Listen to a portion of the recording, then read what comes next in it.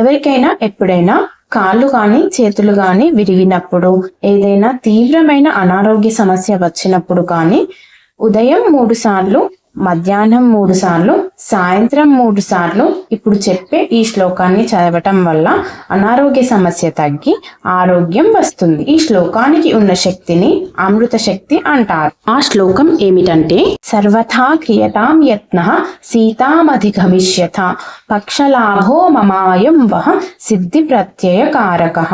ఎప్పుడైనా సరే ఒక శ్లోకం యొక్క అర్థం తెలుసుకొని చదివితే అది మనం శ్రద్ధగా చదవగలుగుతాం. కాబట్టి ఈ శ్లోకం యొక్క అర్థాన్ని చూద్దాం. ఇప్పుడు సంపాతి రామలక్ష్మణులకు సీతాదేవి గురించి చెప్పి, మీరు వెళ్ళి వెతకండి, సీతాదేవి మీకు దొరుకుతుంది అని చెప్పగానే వెంటనే సంపాతికి తన విరిగిపోయిన రెక్కలు తిరిగి వచ్చాయి.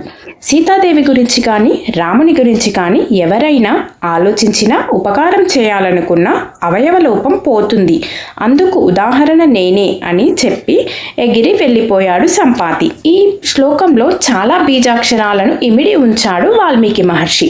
మొదటి అక్షరమైన స అనగా సీతాదేవికి సంబంధించిన బీజం. నహ ఇది వికలాంగులకు బాగు చేసే ధన్వంతరి మంత్రం.